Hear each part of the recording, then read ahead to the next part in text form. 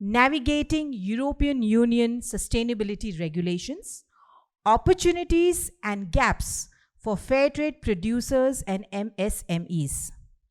Hello everyone, I'm Ajanta and I am part of Fairtrade Education and Youth Campaign in India. And I have the pleasure of anchoring this session.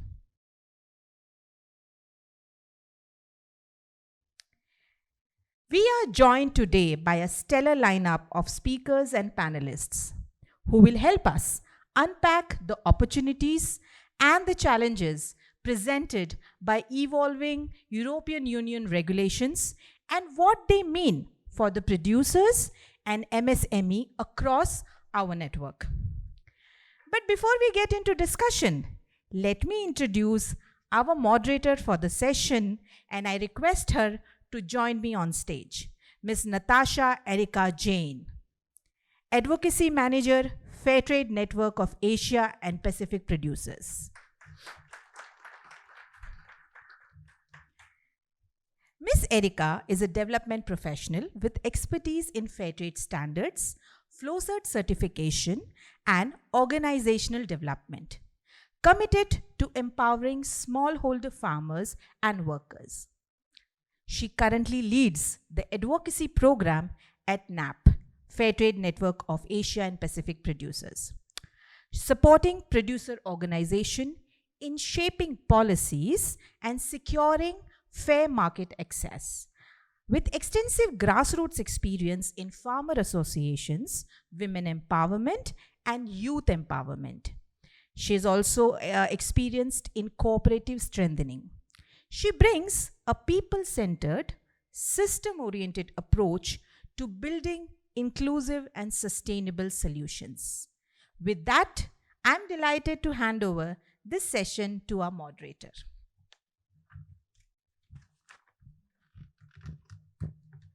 Thank you, Anjata.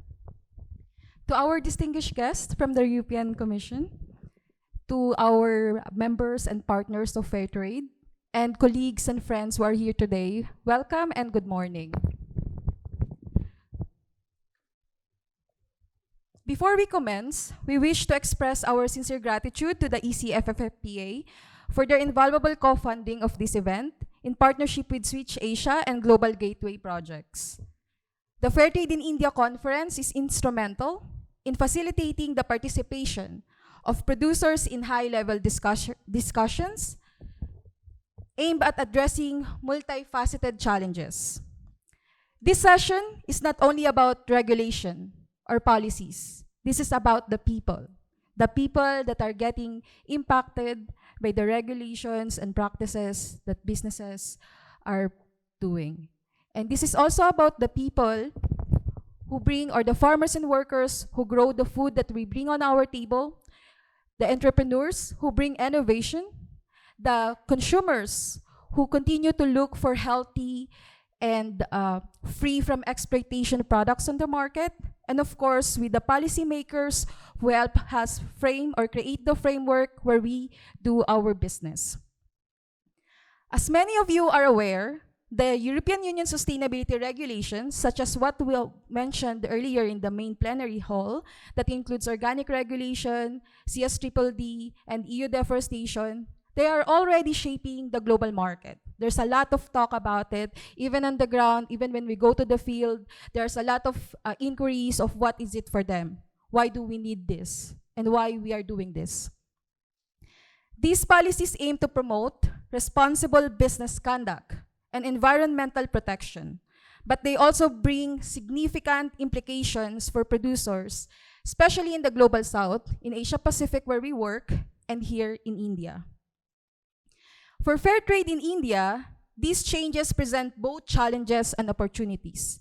While they create pathways to more sustainable and ethical trade, they also introduce complex compliance requirements that producers must navigate, often with limited resources. India, as one of the world's leading producers and exporters of agricultural commodities, from the coffee farms from the south to the tea gardens of the northeast to cotton fields and rice paddies across the country, they can feel this impact due to increasing costs and the lack of technical, legal knowledge about the regulation. While there are Fairtrade in India making efforts, there are still things that needed for greater dialogue and collaboration to ensure that farming realities, the people on the ground in the country are considered in developing measures and they receive necessary support to meet new requirements without losing vital markets such as in EU. This session is a space for direct dialogue, for producers to share their realities, for stakeholders to listen, for all of us to begin shaping a shared understanding of what is needed to ensure that these regulations are inclusive, fair, and truly sustainable. As NAPP, as a producer network in Asia Pacific, these regulations resonates our priorities. This also resonates our mission. However, our goal is to ensure that producers are not left behind.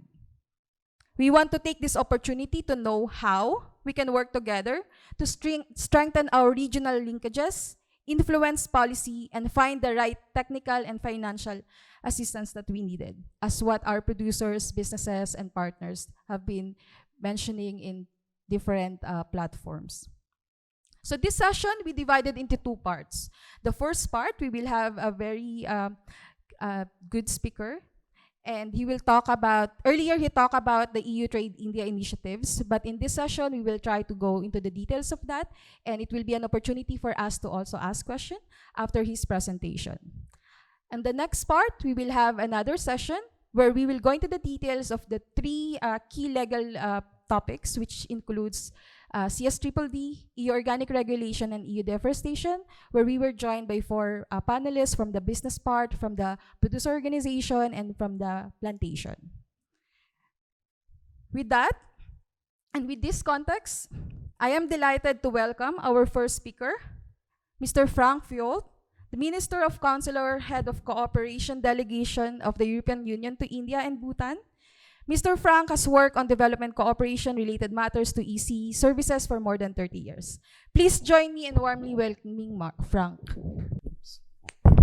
Very good afternoon. Me again. So I will try not to repeat what I said earlier at the opening. So it's an honor to be with you in this breakaway session, navigating EU sustainability regulation opportunities and gaps for producers and MSMEs. So first of all, I want to tell you that I'm a generalist. I'm the head of cooperation of our EU office in Delhi, and I'm not a specialist of the various EU Green Deal regulations, but I will try to translate information on some of them.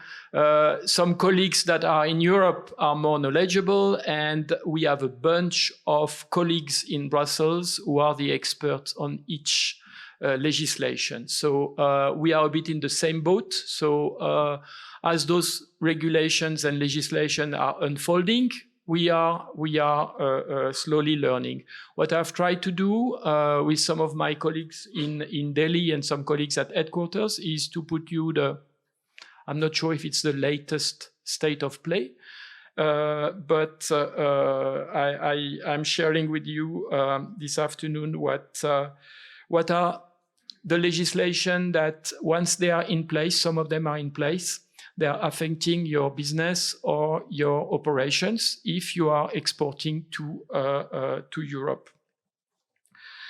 And those regulations are not super easy to master. So that's why it's important to have projects like the ones we have with Fairtrade India and the other projects I was mentioning this morning. And at the end, I will mention also a new initiative that we are piloting from Delhi to help the Indian businesses, not only the European businesses in India, but the Indian businesses which are exporting to Europe to navigate in this legislation. So the European Union new stability framework came from the Green Deal 5-6 years ago, EU Green Deal. It was the first, it was launched at the previous European Commission. So with Mrs. von der Leyen, our president, and why we had such a strong emphasis on the EU Green Deal for its internal and external dimension back to 6 years ago.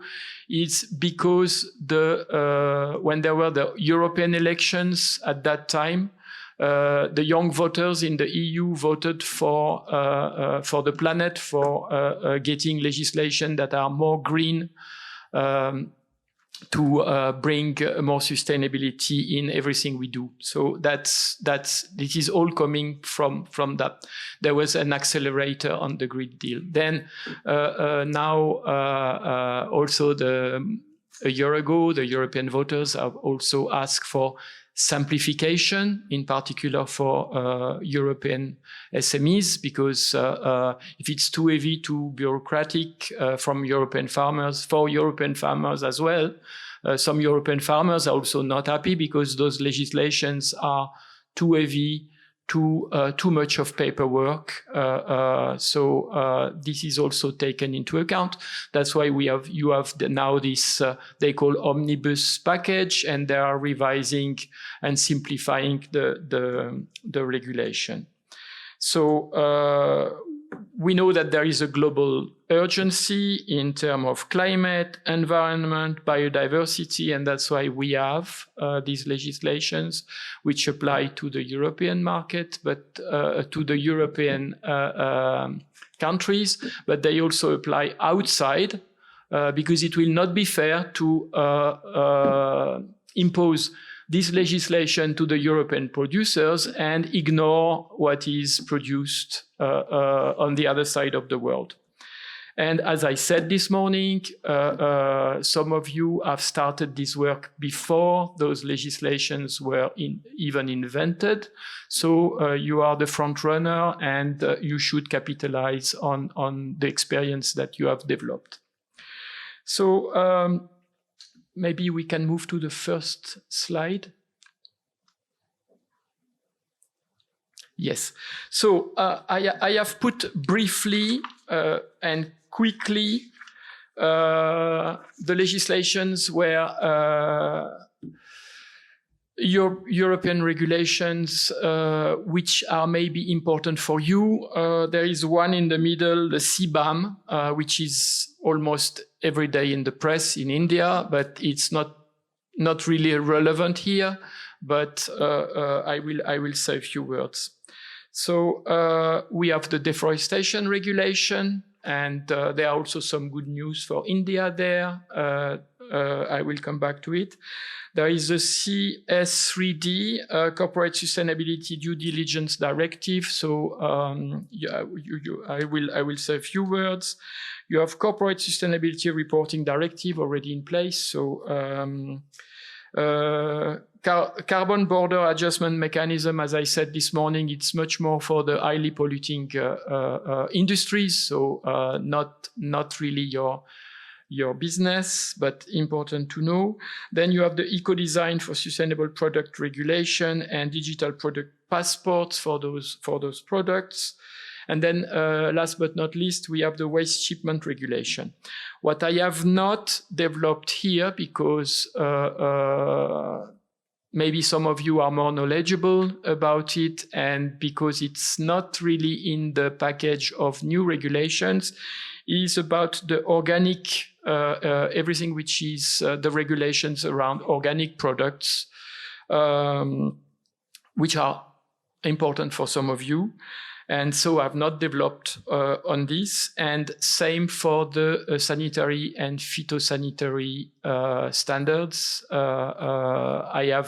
They are older, they are separate, but it's also important. But they are not really sustainability. It's more focusing on consumer health.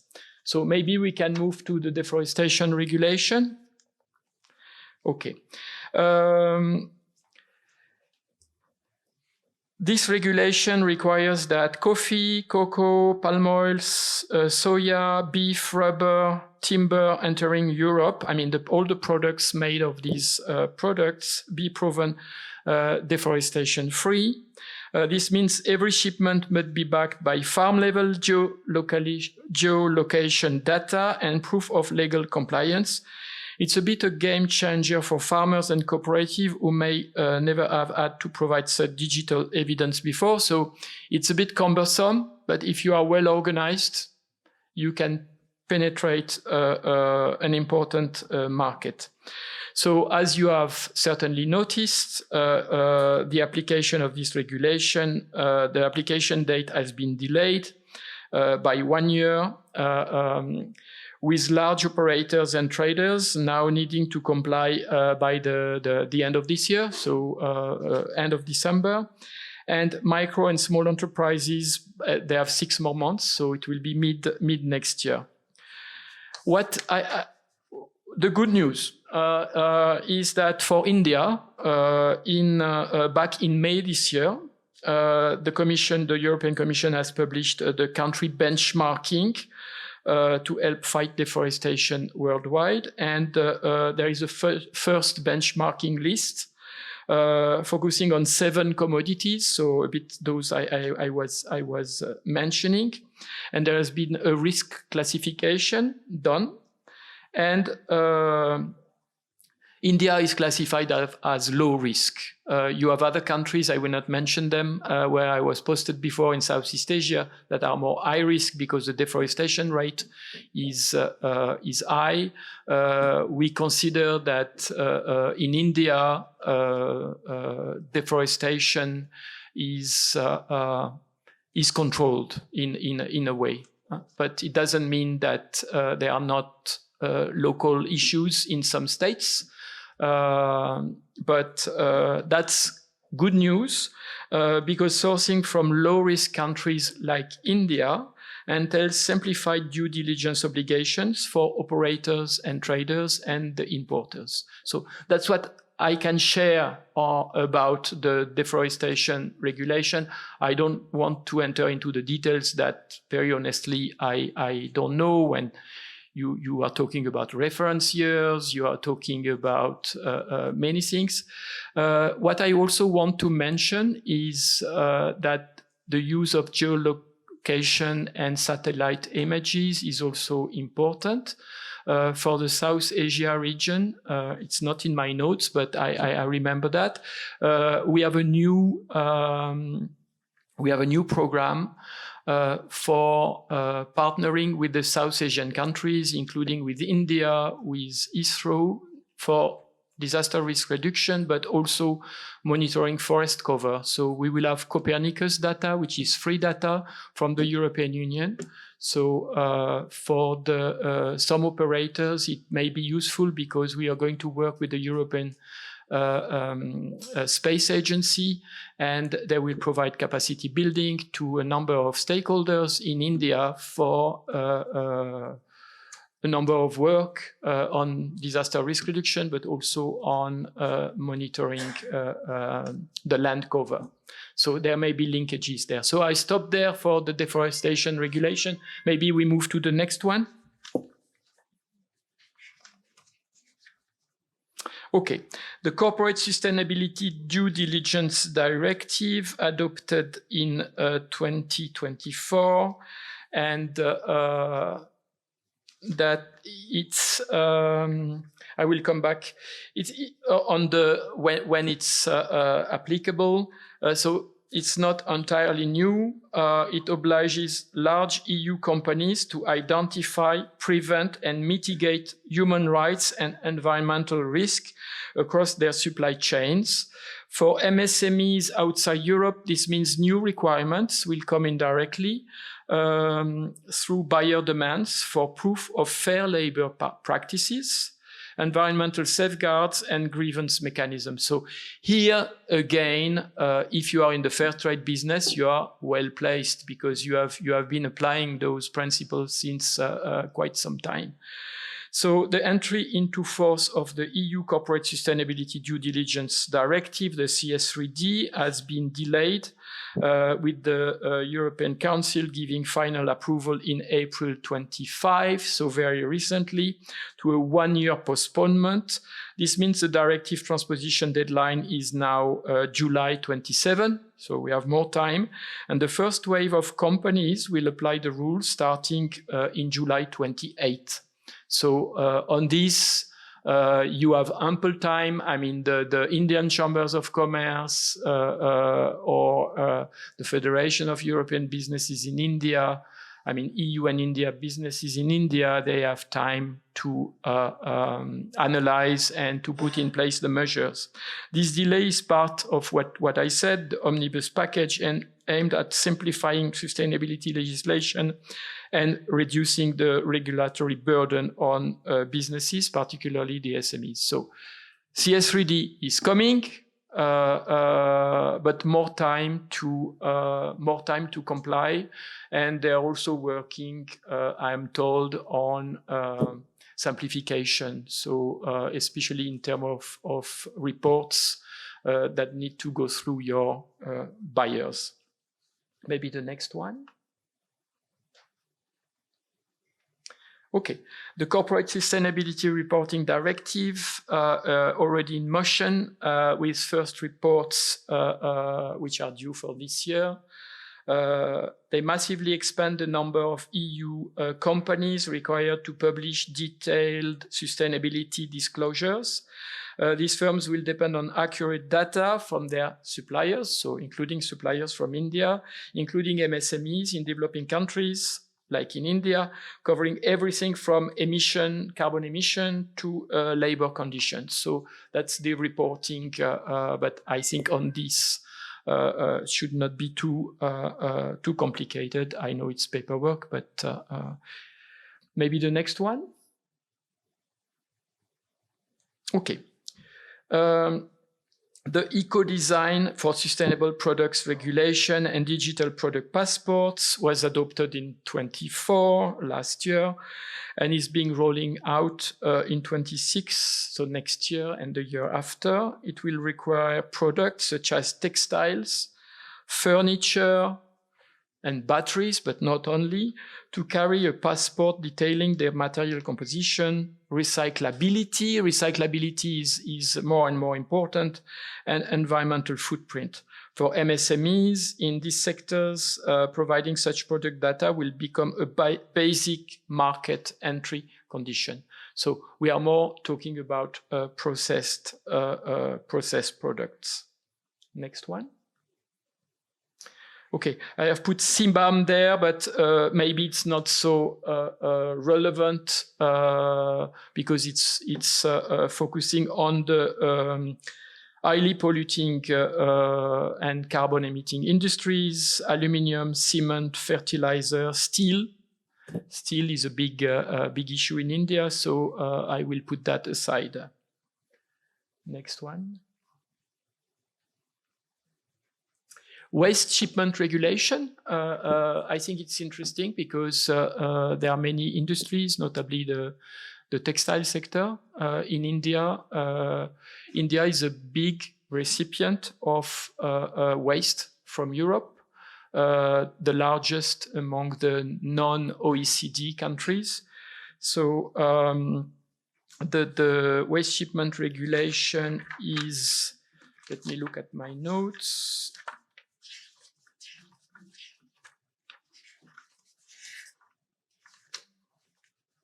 Is in place since 2024, and India has applied, maybe some of you know, but government of India applied at the very last minute, so a couple of days before the deadline.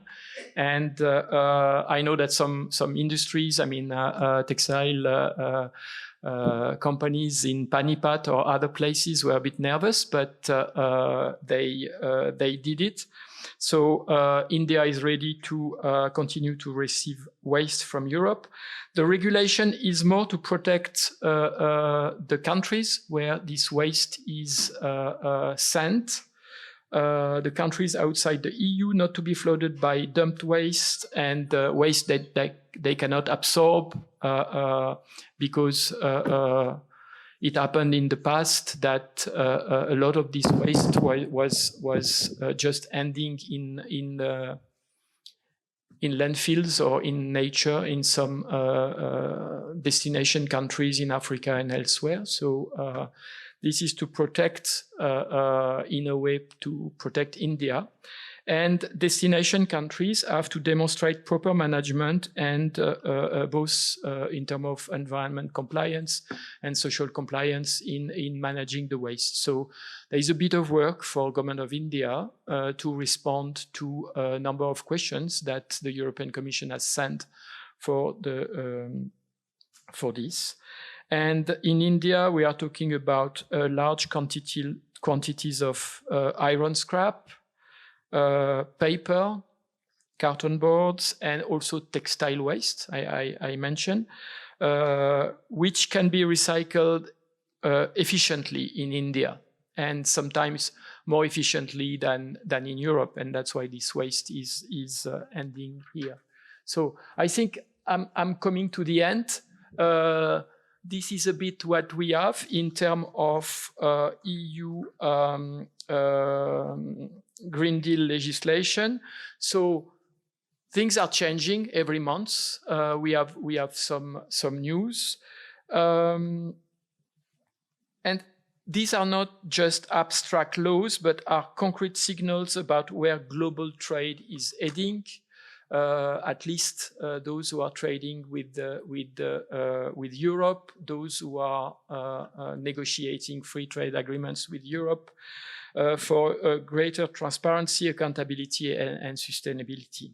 So, and again, many of you have been working in this field since many years. So, as I said this morning, you should be the front runners for some companies that are exporting to Europe and which are not in the fair trade business. I mean, it will be more difficult for them because they have a lot to put in place. So I think it's also in favor of your companies because it's not only applied to India, it's applied to all the suppliers of Europe.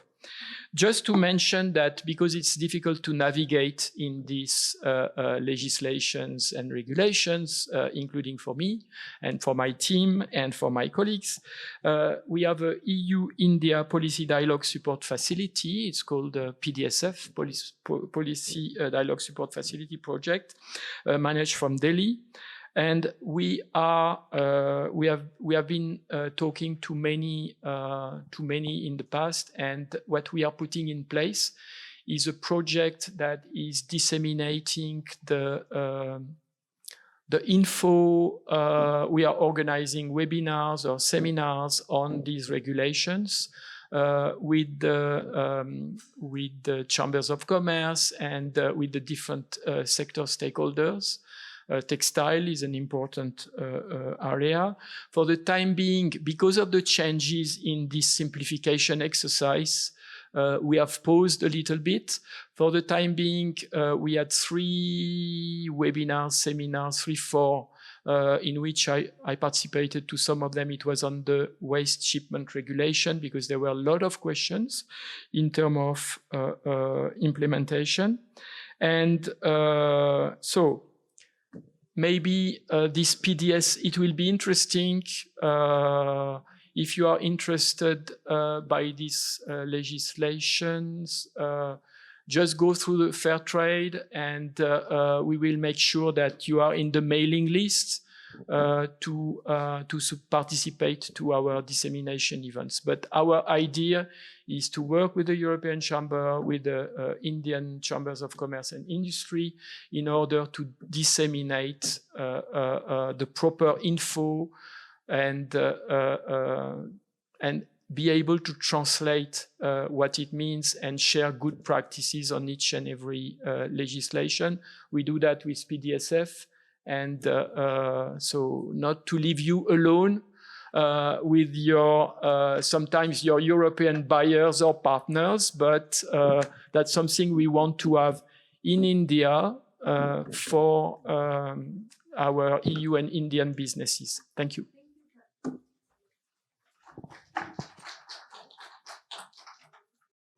Hello, yeah, perfect. Thank you, Franck, for that informative presentation. So we have wrapped up several EU regulations and you have shared some insights about it. We're actually a little bit running off time, so I'll try to be quick, but I have one question that I really wanted to ask. among all the regulations that you have mentioned, and of course the partnership that EU and India is strengthening and the discussion related to the free trade agreement, which part of this discussion that you think is, could be a good platform for producers and businesses to collaborate and be part of the consultation?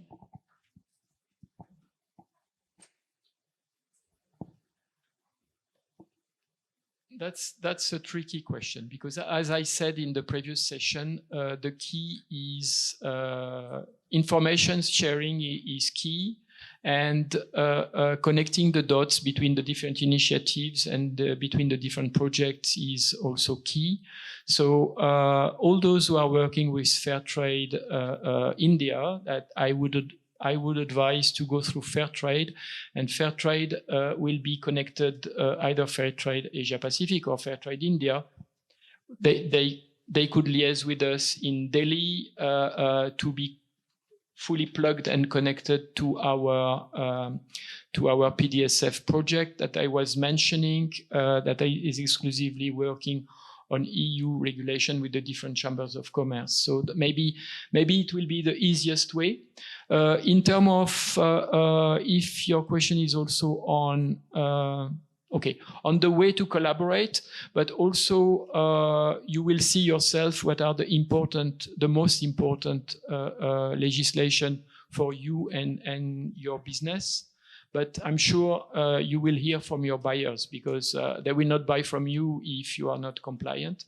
But in India, without waiting for the European buyers, I think in India, it's good that there is a kind of club that is working on those. And in the Trade Sustainable Development chapter of the FTA, there will also be work and mechanism that will help to navigate on this. So not a straightforward answer, but maybe through Fairtrade. If Fairtrade is well connected to us in Delhi, so we can connect Fairtrade to the different initiatives, and then you don't all of you reinvent the wheel. Yeah. I think the message of Franck is very clear. From the regulations or practices that we're doing as a voluntary sustainability standards, it's now becoming mandatory. That's actually one of the points that I think is very notable in his presentation. And like whether we're ready or not, we have to start. But of course, we wanted to understand as well on how our producers, businesses, and people here on in our session think about what Franck have shared to us. And now we're open for question. Yes, sir? My question to Franck is basically, can you hear me? I can hear you. Yeah. My question is, we being a major exporter to Europe, and all the regulations which are coming in place, Fairtrade more or less covers quite a bit of it, what was mentioned over here, particularly with respect to the environment, where the geo-mapping is going to be mandatory, or the social compliances. But a lot of our buyers in Europe, they don't take Fairtrade teas. I mean, will that come as a Fairtrade, as a symbol which is being exported? Will that ensure that you are compliant with this in future, or is EU working on that to have that kind of a approach so that you don't do a double work on this compliances?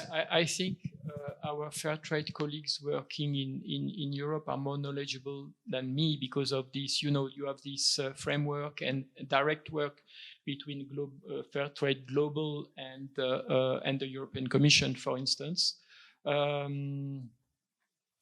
Difficult to say. For me, you are the front runner because you have been working on sustainability and fair practices since a long time. I think you have an advantage in terms of market access, but not all the buyers want fair trade products. That's what you were asking. But ultimately, what we import in Europe in 2-3 years will be more environmentally sustainable and socially compatible. So whatever it is, fair trade products, I mean, products labeled Fairtrade or the others in a way. So I hope that, for instance, the deforestation regulation will prevent importing soya beans or palm oil in Europe that will be issued from massive deforestation. So that's a bit the idea, but making a clear this. I think in the future maybe there will be less difference between the normal products and the fair trade products. But what was encouraging this morning is to see our colleagues from France was saying that 50% of the consumers in France have if they can, they have a preference for fair trade products. This is well known, so it's not the same in all EU countries. Thank you so much. It's actually about how we grasp our competitive advantage as a fair trade businesses. No? It's an opportunity for us to see how we could navigate it together and, of course, comply with the requirement. So any more questions from the audience? And yes, please help with the microphone.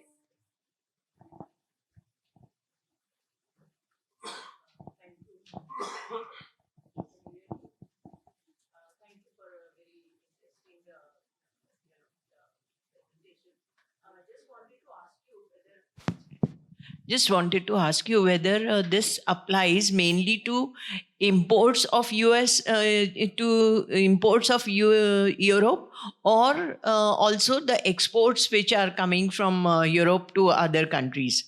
Whether it is in a multilateral framework or whether it will be, more fitted into a bilateral kind of a framework.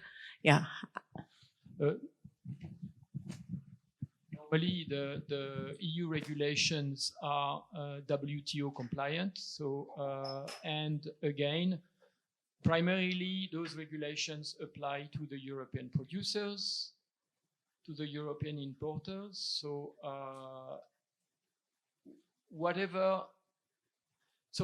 if each and every export to the EU will have to comply. Wherever it's coming from Liberia, from Bolivia, from India, it has to comply when they enter into force. So that's, in a way, that's fair because it's the same for everyone. And again, it's primarily applied to the European producers and the European farmers. And I can tell you, I mean, from time to time you see demonstration of farmers, both in Europe and in India.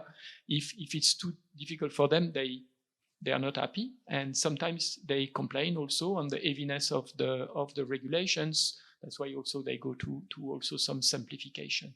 But so it's applied to. So the products you may receive tomorrow from Europe, they will comply with those regulations. The products that India is exporting to Europe, they will also comply. So have to comply, and it's multilateral. I mean, it's put in place by the EU at the multilateral level, but it's not all the countries that are applying. If a country is not interested, and but they will not be able to export to the EU. Thank you, Franck. So with that, we wanted to thank Franck for a very valuable insights, and I hope all of us took note of it. And when we go back to our places, or businesses, we can discuss what we have learned here today. So now we will close the first part of our session. And again, let's give them a round of applause. Thank you for joining us.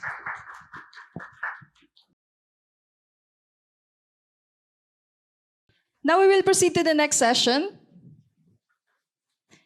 In our next session, our speaker will go into the details of the three priority topics as well under the EU regulation, which includes the Corporate Sustainability Due Diligence Directive, EU Deforestation Regulation, and EU organic regulation. So he will help us unpack these regulations and give us some overview of the fair trade advocacy work that we do globally and what are the gaps and opportunities there for producer network like NAPP and producer organizations here in India.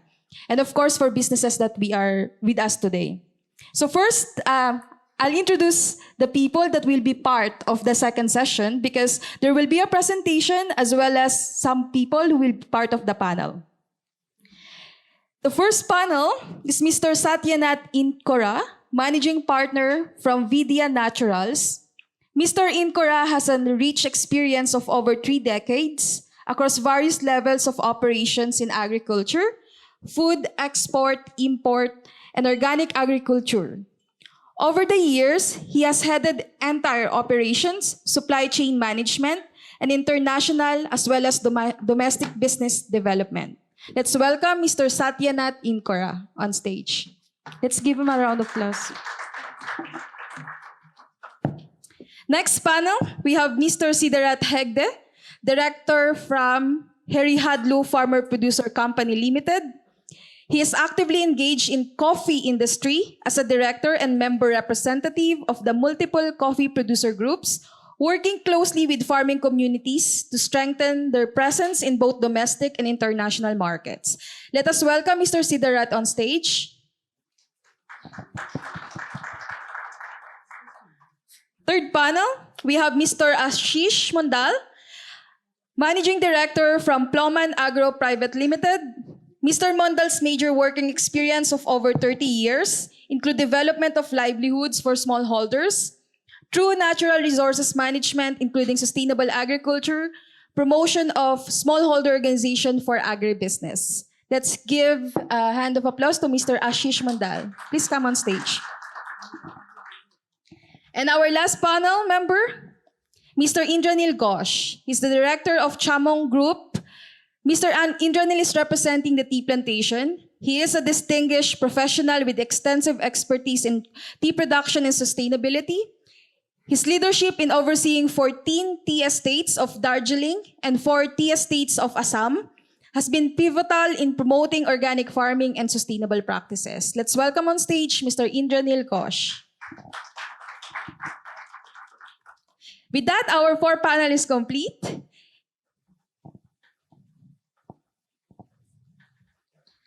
Let us call on our speaker for the next session.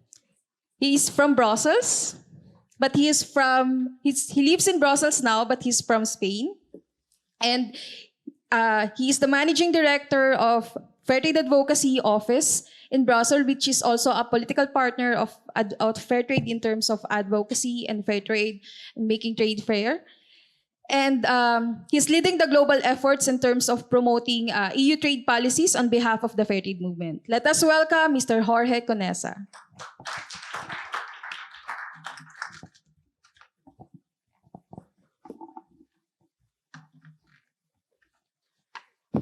Thanks a lot, Natasha. I'm sure that many of you have heard about the butterfly effect. They say that a butterfly flying in my hometown in Spain can create a hurricane in Tokyo or in China. I honestly don't know if that's true or it's just something that influencers say in Instagram. But what I do know is that a movement of a pen signing a piece of legislation in Brussels can create a true earthquake in the fields of smallholder farmers.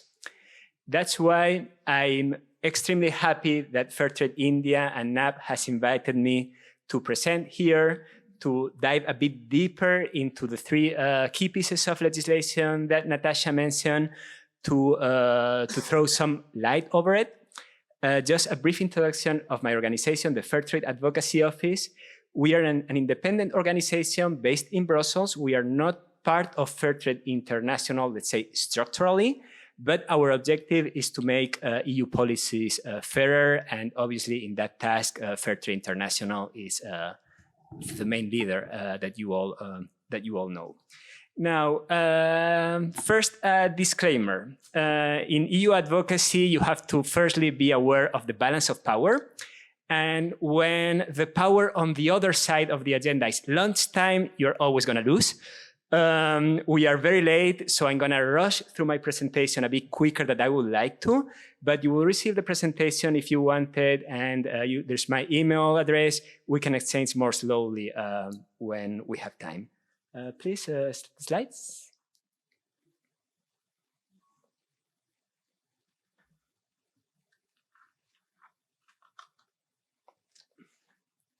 Okay, while you put the slides, I'll start with the presentation. I'll start with the organic regulation.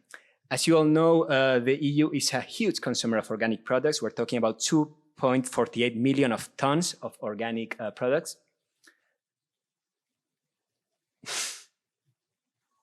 Good. In some member states, the rate of organic over conventional consumption is as high as 11%. So well, this is key to look to the EU as a key producer. Now, sorry, as a key consumer. So the new regulation. Go to the next one. I'm just going to simplify a lot. So what changes with the new regulation? Firstly, for most of the producers in the world, the new regulation is already a reality. The transition period will finish in just a month. In India, you are fortunate to have an exception because you are part of a very short list of countries, only 13 countries, in which the old regime of equivalence still applies. This will expire if there is not a political agreement at the end of next year.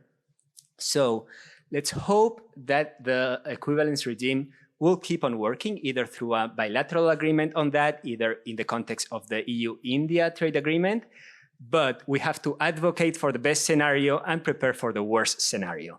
So today I just wanted to take a few minutes to take you through what other producers in the world are already familiar with, which is the main changes of the old regulation compared with the new one. The main change, next slide please, which is really conceptual, is the change of the logic of the equivalence regime in which the local rules that apply to organic could be considered equivalent by the European Union. So you could produce according to local rules that were the ones that you're going to use when you face the certification body and then get the EU organic stamp in the EU. That's no longer the case with the compliance regime that applies in the new regulation, in which the rules that you have to obey in your country are the exact same ones that apply in the EU. This comes together with very important changes. Next slide, please. And I will mention two areas. They're not the only ones, but the ones I wanted you to already be aware of. First, the group certification. The rules for the group certification change. In the new system, there are a maximum number of members that can participate in a group. This is 2,000. As you know, in some group of producers right now, the number is higher than this. There's other limitations, such as the group not being able to contain actors who are not producers, such as processors, traders, etc. This has been a problem for many fair trade producers already. Then there are limitations in the size, the maximum size that each of the producers in the group can have, in both terms of size of the plot of land, but also revenue. And there is a system to calculate how this interacts, in which I'm not going to dive deeper for the sake of time. Next slide, please. Then there is changes when it comes to how to calculate the inspection rates and the sampling rates.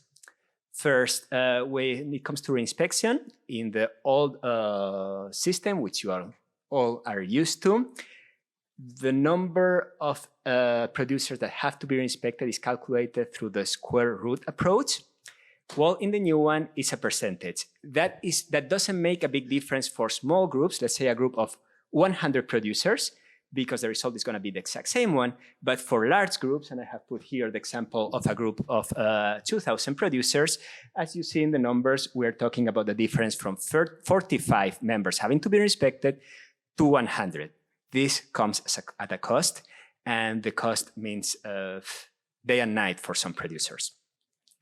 Then there is also changes when it comes to the sampling rate. Now there is a flat percentage of 2% that have to be resampled, And again, these changes compared to the old approach in which there was a more case-by-case approach to what was the level of risk. Next slide, please. Now, what are the implications? The implications that you are not fully facing in India, but the rest of the world is already facing. Need to adapt. Most of the Fairtrade certified group of certifications, certified that operate under a group, have had to apply the percentages between 60 and 70% of the group of operators that are both organic and Fairtrade certified have faced some kind of adaptations. In some cases, it was not so difficult to adapt, but in some other cases, this have meant that they have to split the group in two groups, exclude some of the actors, etc. So that has been a problem around the world. Cost. The numbers I have more fresh in mind are the numbers in Dominican Republic for cocoa. There is a study in Dominican Republic that found out that the cost of certification for cocoa producers rose over 50% for the cost of certification, and the total operating cost rose about 25%. This leads me to the next implication. Some producers are considering abandoning organic, which is contradictory because the objective of the EU with this new regulation was to promote that there is more organic consumption and more organic production. And the end result in some cases is that some people, they keep on selling in the EU. It's not that they're stopping the EU as a market. It's just that they are stopping organic, which is a pity for those who have done the huge investment, not only in money, but also in effort and in, if you want to put it that way, in the emotional part of switching to organic, of believing the promise of the EU being a promising organic market, and now sometimes having to drop. Let's hope that that's the exception and not the rule, but it's a challenge. Now, opportunities.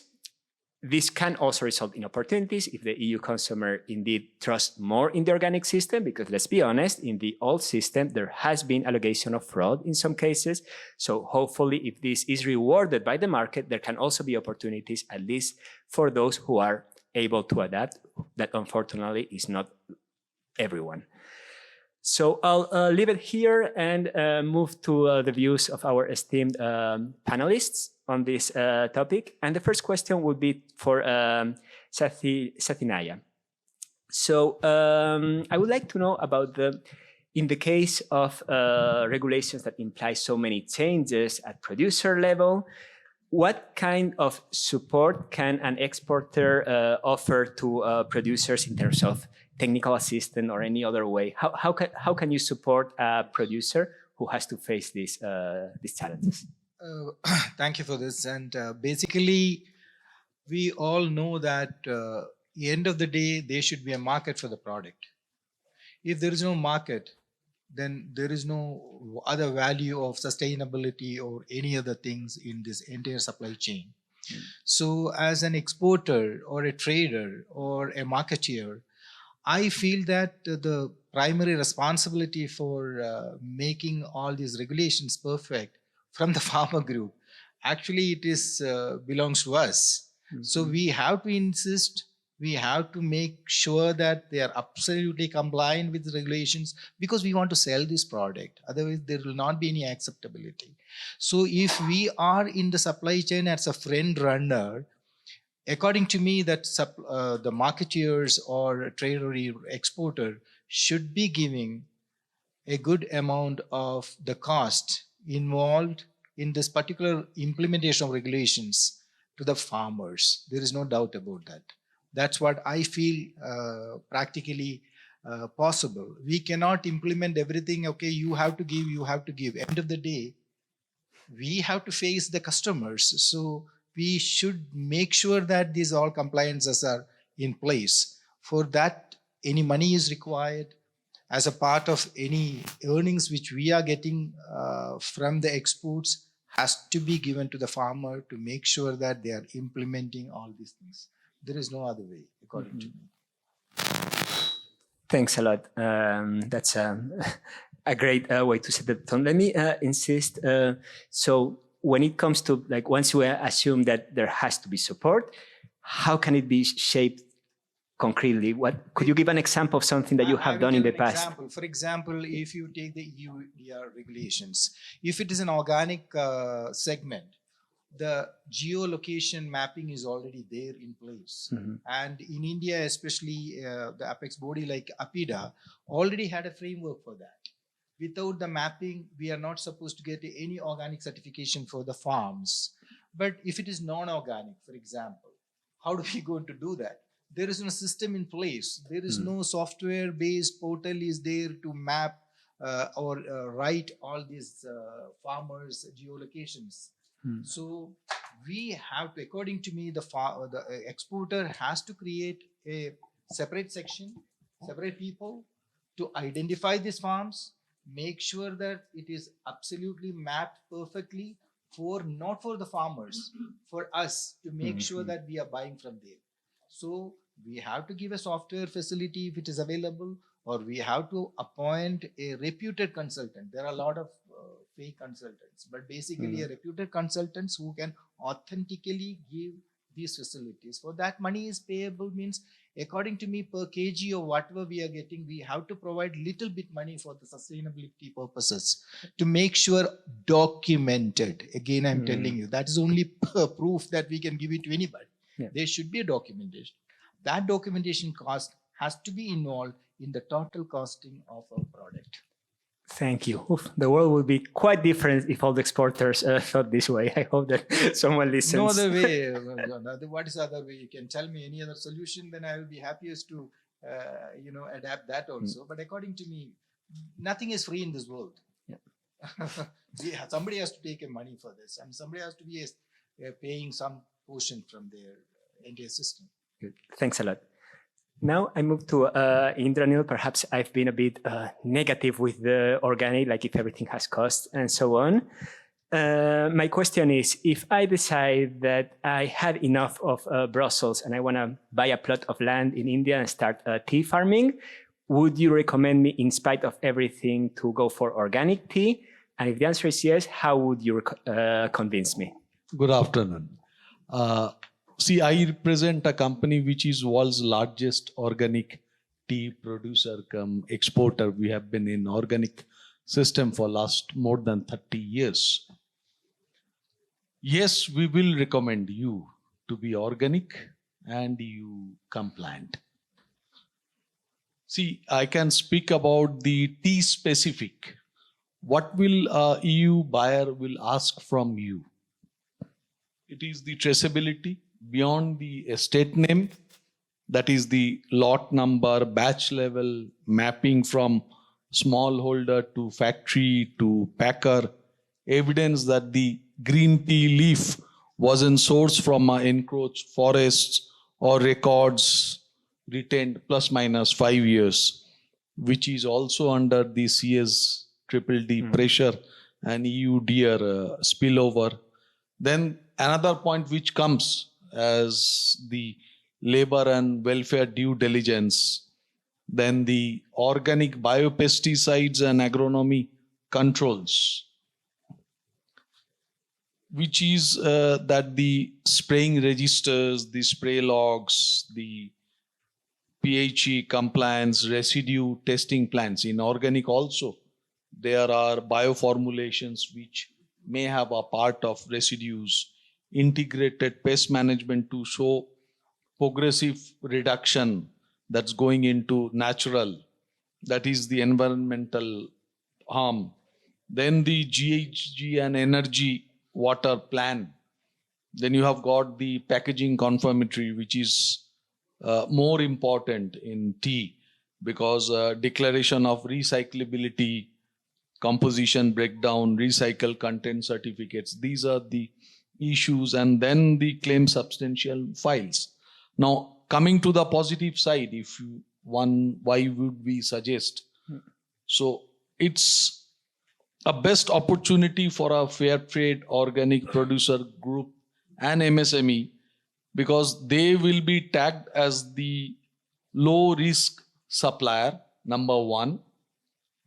That is robust labor documentation, small holder onboarding into contracts, IDs, trainings, grievance access, makes you more attractive under CSDDD forced labor rules, commanding stickier contracts and sometimes better terms due to this. Number 2 is the premium via the packaging or repackaging redesign. Move to EU recyclable mono-PE or paper PE structures and provide recyclability test reports in that. Offer lightweight containers, tins or fiber canisters which are under the norms of the EU new regulations. This will directly help the EU brands meet the PPWR and the retail targets. Number 3, as positive side, if you want to come, scope the 3 win for buyers. Most important, electrify with solar, which as a Go Green company, we already have done.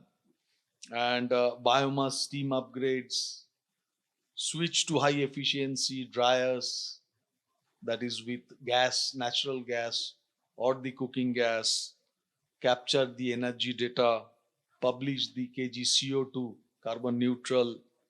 Then is the biodiversity storytelling to use EU buyers. That's most important. Whatever work you do as a producer, we are not much habituated to make storytelling, which sells more in the market. What work on the backside you have done, and the clean claims that contain the stories.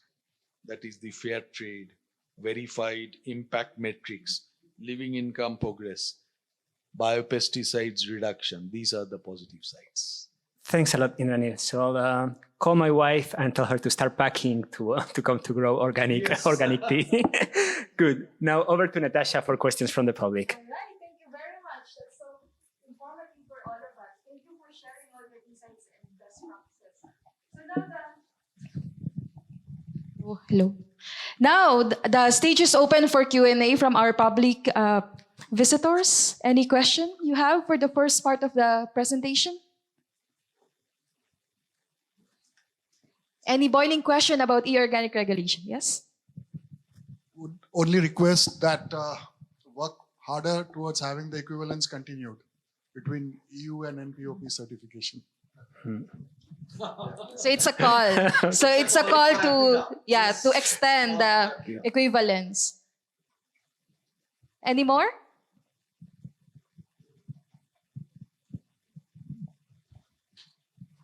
So like if you all understood that the implications of the new regulations of EU will be cost compounding, how EU actually is looking at this thing, because a majority of the food would go from the non-EU countries, that includes Africa also. And most of these developing poor, producing countries, their GDPs are low. This EU regulations would impede a layer of cost to it called the cost of production. Is both a punishing because the producers will feel the brunt of loaded pressure of prices. With that, the European customers might also find it difficult to cope up with the prices. How the cost parity and the prices be compared and balanced?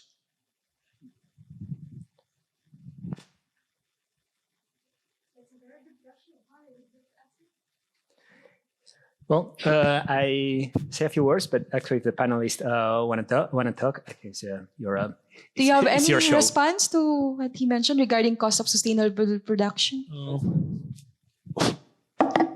I can just roughly talk about the quantifying the costs of the EU DR plus organic regulations. I think that's what his question is. So, in the perspective of a small producer for be it any crop, so according to the data, what is coming up is for each farmer or each farm, roughly around 6 to 15 euros per farm.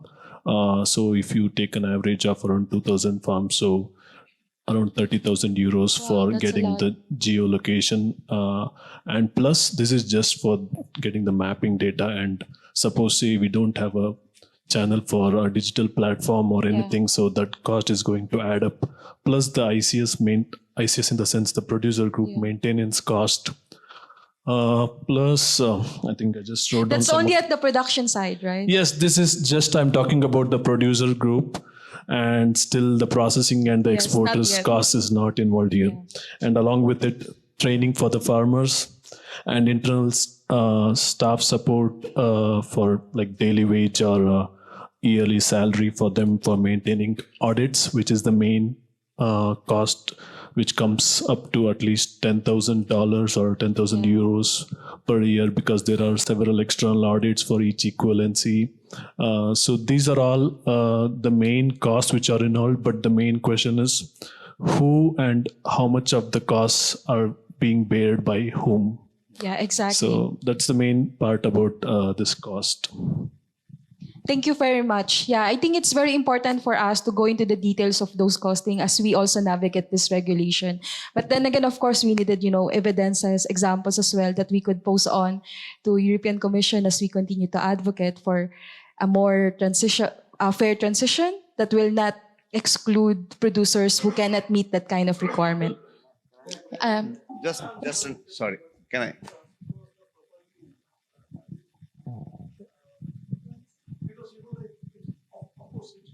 About the producer's stake, but like producer's stake is that the price you see on the tag, as we appreciate that the true cost value of a production is much more higher than you look at it. It's like as iceberg.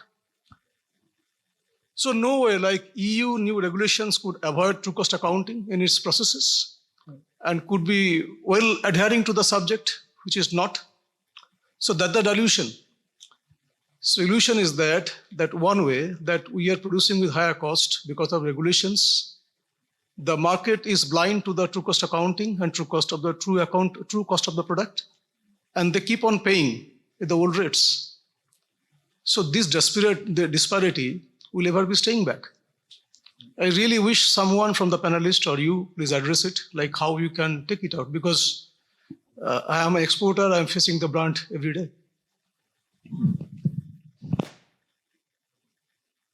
Basically, I can tell you, Natasha, the only thing is, it is a question now who will bell the cat. That's the first question, because all the regulations are mandatory for supplying the material.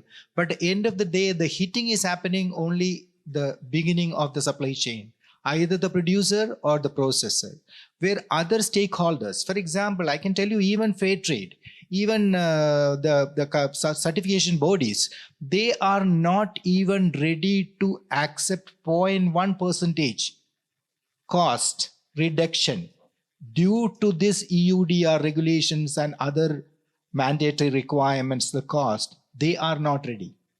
Only the beating is happening, either the trader or an exporter or the producer. Only hope is the producers, exporters can demand little more premium. And I'm not talking about the fair trade premium. I'm talking the price premium for the EUDR compliant or any other regulatory compliance to the customers. That's the only way that we can do it. That's a very concrete because example. There is no other way that otherwise end of the day, all the beating is happening for the lowest point of the supply chain, that is the producer and the processor. Nobody is going to accept it. Even the certification bodies are not ready to reduce 1 penny due to this extra cost. Nobody is ready to discuss about that part, including Fairtrade, I'm talking about, including NAPP. Nobody is ready to accept a 1 point of the extra cost. Everything is required. For example, people are asking for laboratory tests for organic products. Any of the reputed laboratory people are increasing the cost by another $100, $200, $300. They are making money. The testing. What about the poor farmer or somebody? To sell them, they are discounting it. They are discounting it. None of the supply chain, other parts, nobody is ready to. That has to absolute paradigm shift is required. Everybody should contribute. Yeah. Otherwise, the sustainability will not be there. Yeah, I think that's a valid point and a concrete call also of what solution we can do. No, earlier in the main hall, Franck mentioned regarding this financial support that EU is designing in terms of the EU-India Free Trade Agreement, and I guess that is something also that we could follow up through after this conference. So. It is up to the buyer because the product is good and it is required in Europe because you are compliant. So you have to negotiate with your customer and he can pass it. It happens because if you are not able to comply with the requirements of EUDR or anything, it will not be sold in Europe. So our experience has been like, as an exporter, is that you negotiate with your client and get a better price for your product. So the key is to negotiate and as well as advocate. All right, so we're running out of time because we still need 2 more presentations. So some of you can park some of your questions and then later. Can I make a point on this, just to add to this? No, I think, the debate is very valid. Few points. The reality is that the stringent regulations are coming up one after another. That only shows the nervousness among the policymakers, the top leaders about the net zero targets that they have all set. And it's going to be even more stringent in the coming years. There's no doubt about it. But it's also good that somewhere some people are thinking about it, and that's how probably the things will settle down.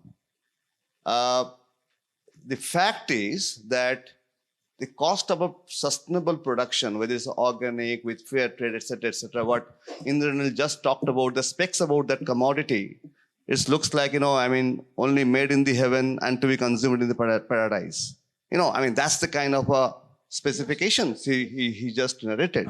Okay, so the point is, the cost of sustainable production is huge. We just are talking about here the different types of testing and verification.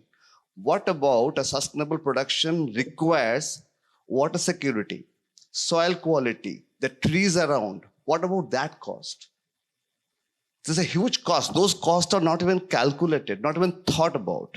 So sustainable production has a huge cost. Let me finish. But the reality is that there are bunch of producers and there are buyers. This trade is happening at a price which is agreeable by both the parties. Are we not disclosing something? Are these regulations going to bring out the real story in the front?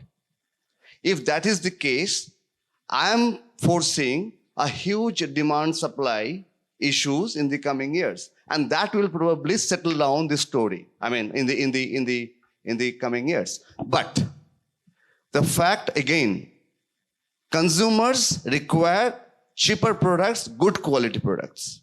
That will always remain. That's a market theory, right?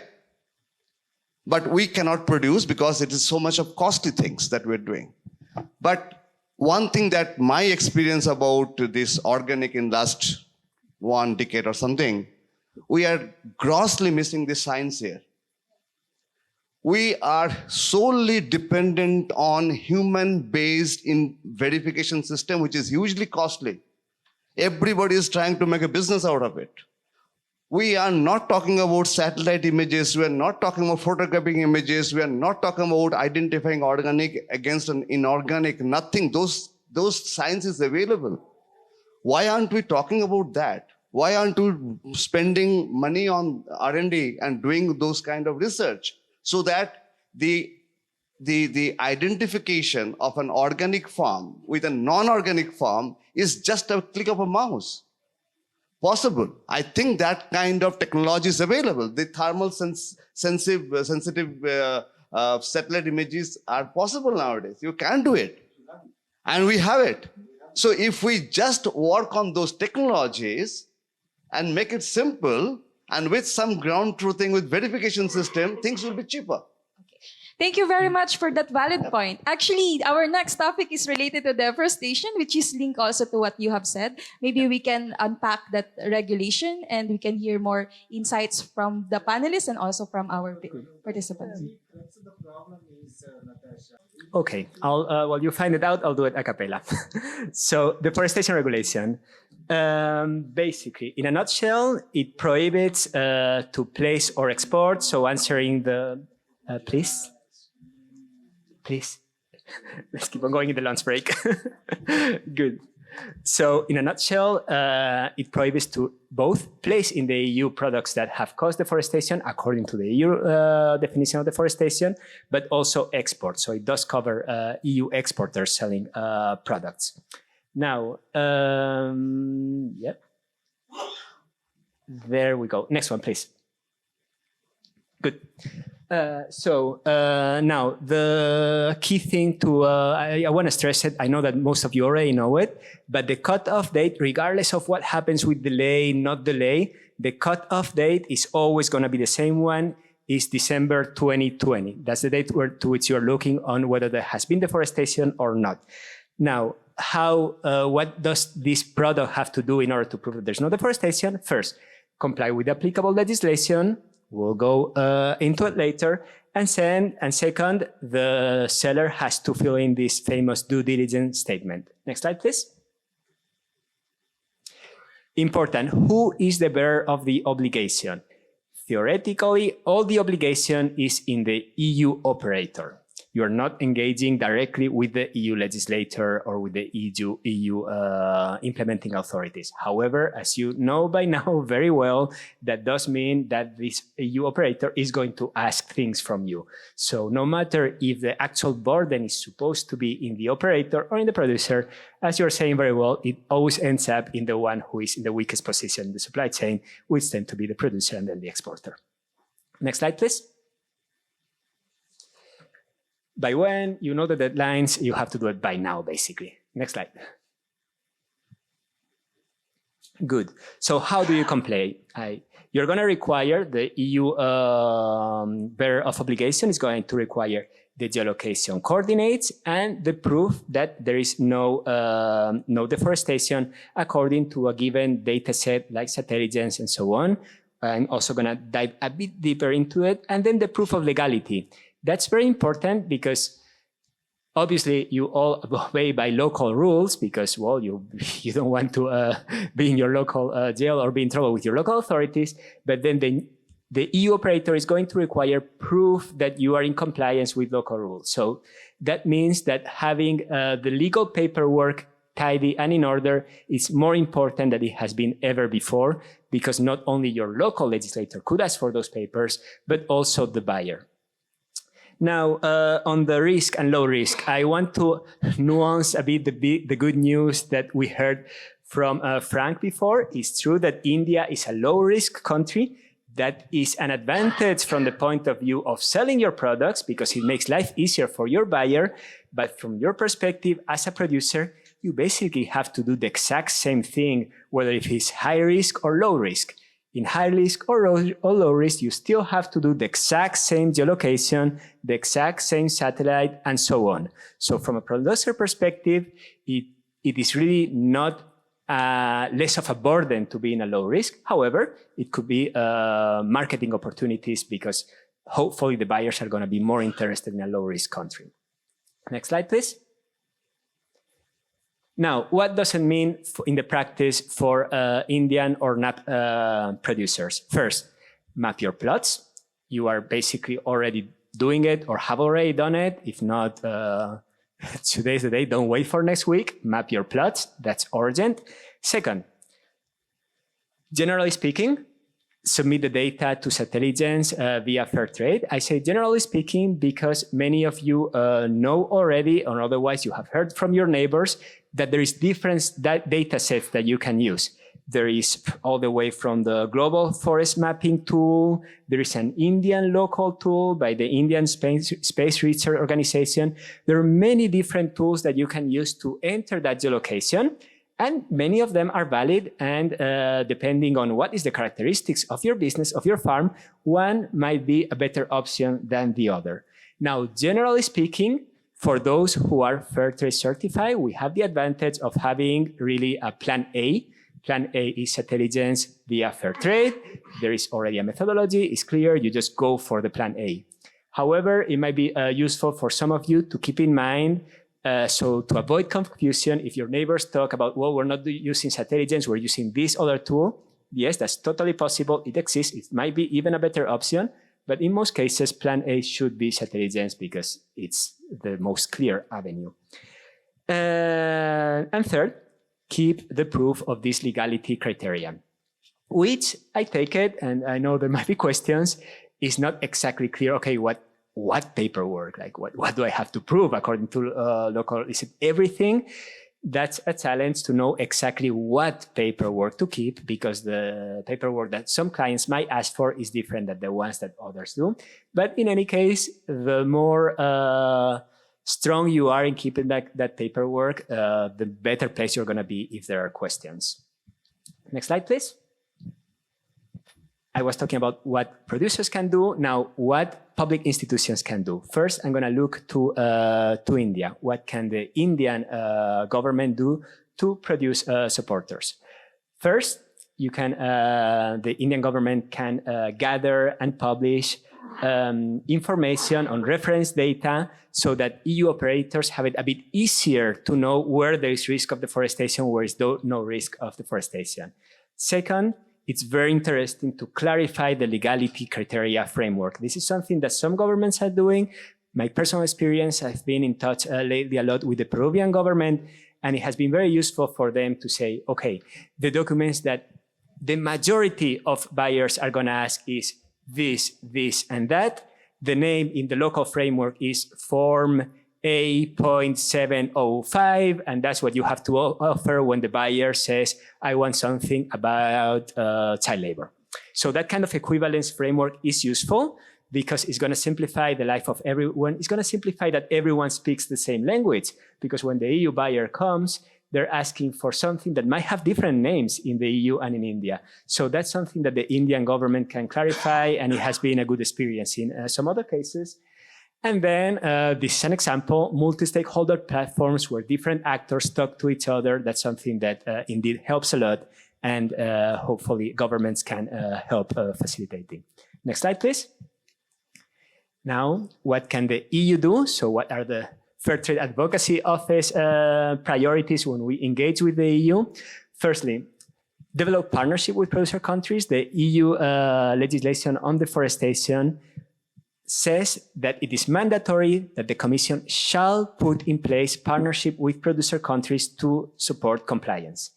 It remains a bit unclear if all the different tools that, for example, Franck was talking about, are all those tools the partnership that the legislation was talking about, or is there going to be a standalone separate partnership? That's something that the EU has not answered yet, and we require answers sooner than later, because it cannot be that we have to hurry up and comply by the deadline, but the EU doesn't have a deadline for themselves when it comes to putting in place what they are supposed to do. Second, EU delegation can channel funds, as we have seen. In some EU delegations are doing a very good job, honestly, at doing their best to put in place pilots and so on. And that's something that they can keep on doing. And thirdly, develop research on the costs. That's something that, honestly, the EU, according to me, should have done before they put in place the legislation, evaluating what is going to be the cost and doing a thorough research of who is going to bear that cost.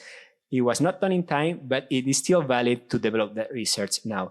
It cannot be that some people, as we have heard from the panelists, are keeping data on what have been the costs for them, and some research institutions like FIBL are doing very commendable job to keep track of what are the costs, but that's something that the EU itself should be responsible of doing.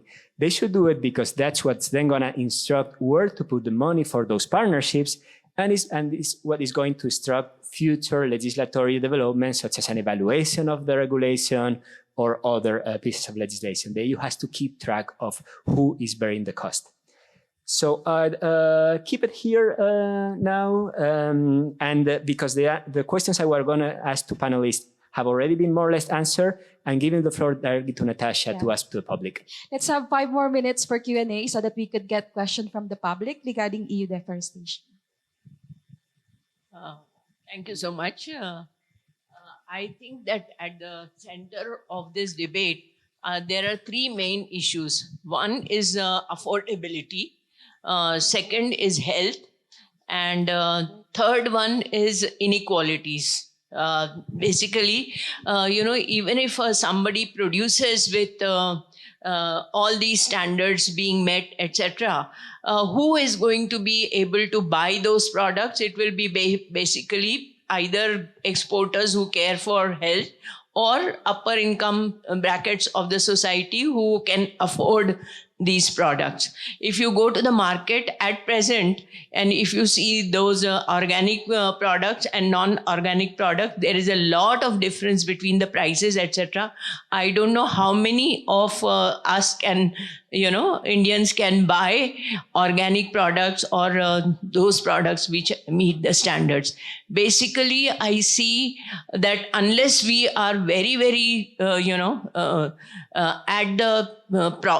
are hitting the problem of reducing this gap, reducing the price gap between organic and non-organic, farm products.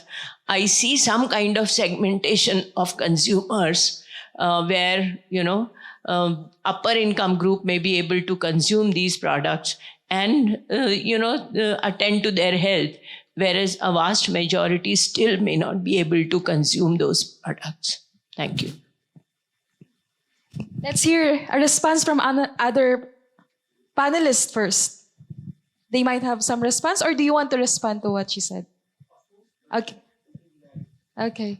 You want to respond? Non-organic products, so that delta gap is always there. Madam, the problem basically is how much quantity of organic products are produced in India. It is merely very 2%.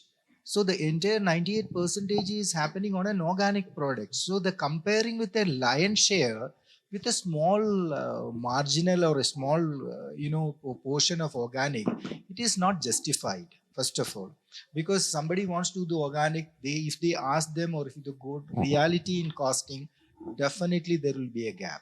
So in my opinion, the non-organic product has to be increase the price rather than reducing the organic products to the conventional products. Because if the non-organic products prices are going, everybody is happy to buy that. They are not worried about that at all. But if you see the product of organic product pricing, they feel that it is on a higher side. Practically, in real cost benefit analysis, I think you should also understand that there is not that much delta in the reality. The price has to be high. No other way. May I? Madam, you see, organic agriculture is not new to India. Before 70s, everything was natural. That is what we say nowadays, organic, which is certified. Now we have got documentation. If you see, as a tea planter for 3 generations in my family, what I have seen, the cost rising in organic cultivation is more because the crop is less. Why? It's a niche crop. Because you cannot use pesticides, you cannot use conventional manures. Instead of that, earlier with cow dung, compost, we do the cultivation. So the cost-wise, the production is only around 30% less.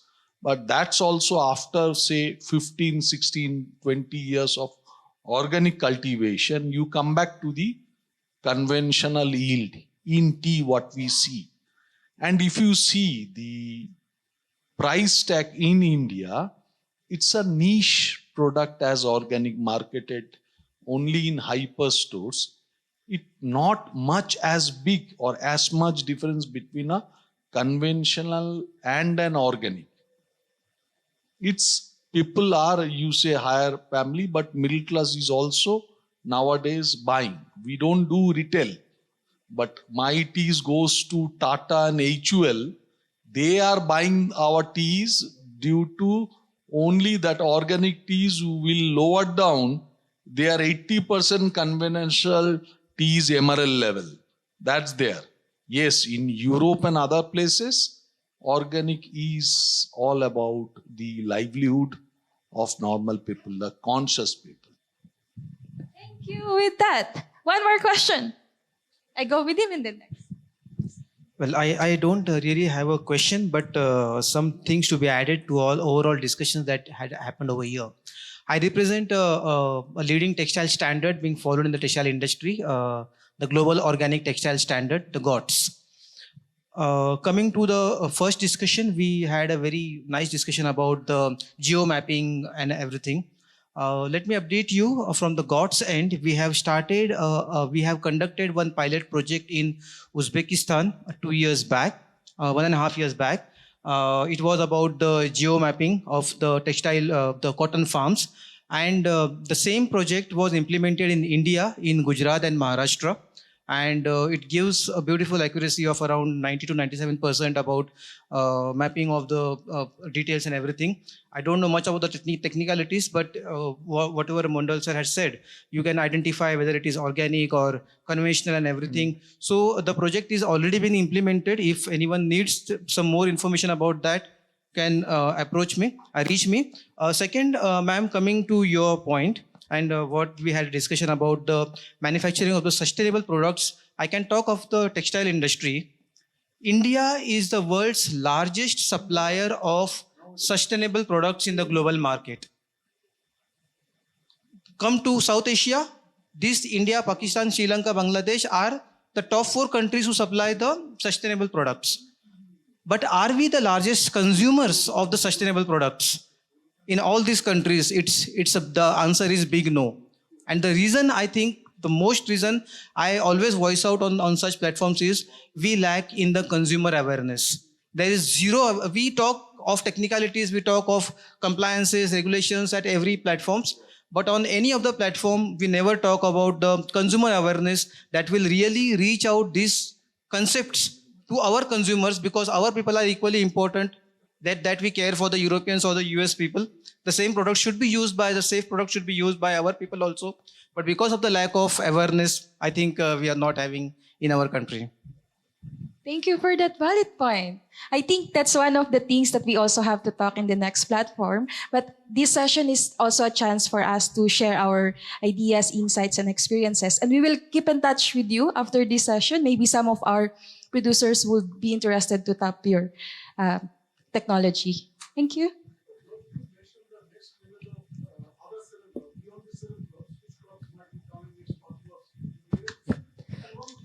Yes, we have to go back to the topic of deforestation. Yeah. Yeah, he just confirmed earlier, no? Even if the European... I can very briefly answer the 2 questions and then we wrap it up. So Okay. First, what comes next? I forgot my tarot cards in Spain, so so it's difficult to say. Now, the EU was supposed to do an evaluation of what products would come next. 2023, I believe, was the original deadline for that evaluation. It never happened. And honestly, with the political situation we have now, I doubt it never will. I do not think that we will see new products being added to a list. It could happen, but with the political landscape we're seeing, I would be surprised. So if you are not into coffee, basically, you can relax about that one for the moment. And sorry, no, I mean, that's it. Like, I mean, if you're not into one of the 7 commodities, for those of you who are doing cotton or tea, you can take a breath on this one. Right. Now, on the high risk, I insist from the producer or even from the exporter perspective, no difference at all. It's just that you could think about when you target your EU consumers saying, hey, I'm low risk, that's good for you. But it's good for them, not for you. So I really wanted to apologize to everyone. I know that we started a little bit late, but I don't want you to be hungry as well. So, and then we still have one more presentation that Jorge needs to present. Are you going to present I it? was or? thinking of wrapping up that one. Okay. Since honestly, with all the problems you have already Mentioned. now with organic and deforestation Yeah. that are on the table, I think that you have more than enough on your plate. Due diligence, you have my email. I love the topic. So I would love to talk about due diligence in another moment. But I would suggest to keep it here of course. for the respect That's really of the acceptable. So, all right. So I think before we finally conclude the discussion, because this is really a heated topic for everyone, and maybe an assignment for NAPP also to organize similar event, even if it's virtual. Let's have a final message from our panel, and then we can start to close the session. Good idea. Yeah, I have in front of me my producer, exporter, and other distinguished guests. So the closing my remarks would be, we have to think compliance as innovation, and the regulatory tide is rising. We can either trade water until it overwhelms us, or build the vessel now to navigate it. If we treat compliance not as a burden but as a driver of innovation, grounded in regenerative agriculture, measurable impact, and digital traceability, we won't just meet the EU standards, we ourselves will set them. Thank you. My point of view is very simple, that all these regulations and compliances, take it as a positive one. Take it as an opportunity. Don't take it as a cribbing problems. Actually, any corrections is happening to our own life or system should be an opportunity to thrive, because we have to come out from the complacence level, whatever we were enjoying. It has to be more authenticated. So be prepared, be happy to accept that with a wholehearted approach.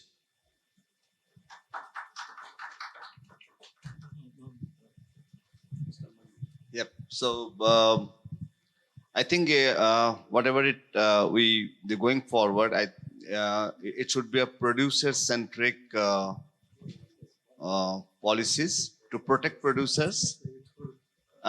Be that I think the production unit, it should shift from farm to landscape. It will be a shift from a niche to a mainstream, towards a mainstream. So that farm-centric production unit is probably too complicated to monitor from this organic or the green production that we generally say. It should be landscape, and monitor landscape over a period of time through a continuous improvement perspective. Verification system should be such, innovations should be there that it is more of science-based, and it brings confidence back of the consumers. Because if it is science-based, it cannot be challenged, so naturally its confidence will be higher.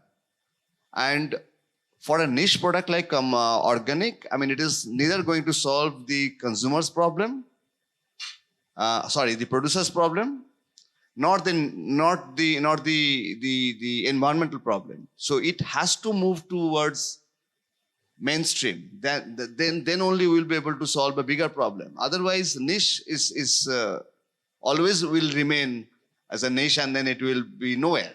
So that's my message. So, just two words. So, in order to know the depth of the sea, you have to just dive in there. So, those who succeed to swim will get opportunities, and those who don't succeed will drown. So, I think we have to make this, take this as an opportunity, and then grow forward. That's all.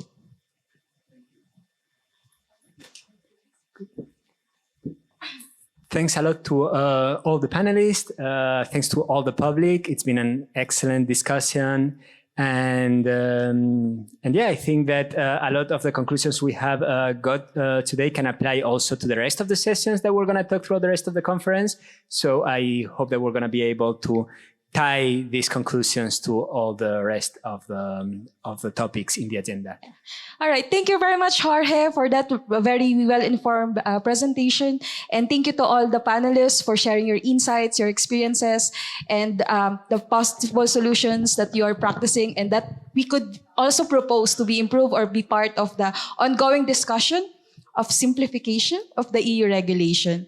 So tomorrow, I just wanted to announce that we still have another set of discussion about this, unpacking the producer voices. So we encourage you to join. So to those who haven't or wanted to raise your question, we can still have that platform tomorrow. So I encourage you to join. So with that, I'm transferring back the stage to Anjanta. Thank you. Thank you so much, Erika. Thank you so much.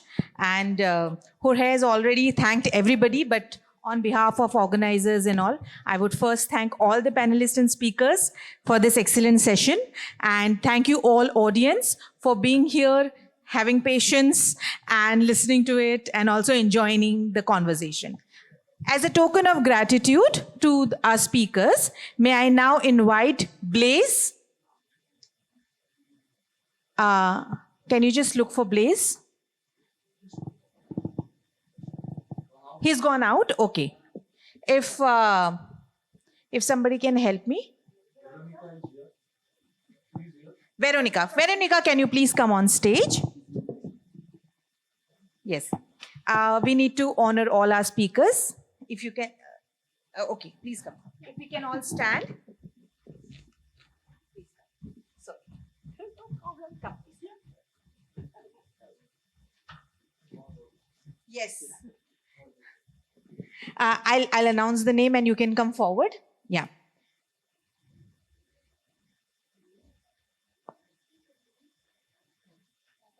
The bag also. Yeah. Franck, is Franck here? No. Okay. Okay. So may I request Veronica to hand over the memento and bag to Jorge? Erika, please come here. He will come. Yeah. Sathyanath Inchora.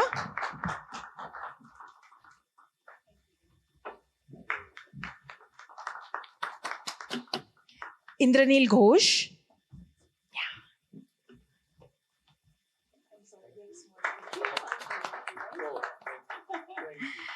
Ashish Mondal.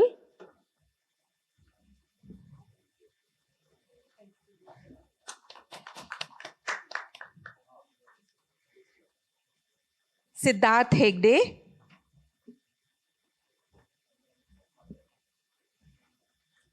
And to our fabulous moderator, Miss Natasha Erika. I would request every panelist and speaker to remain on the stage for a quick photograph. I will step down.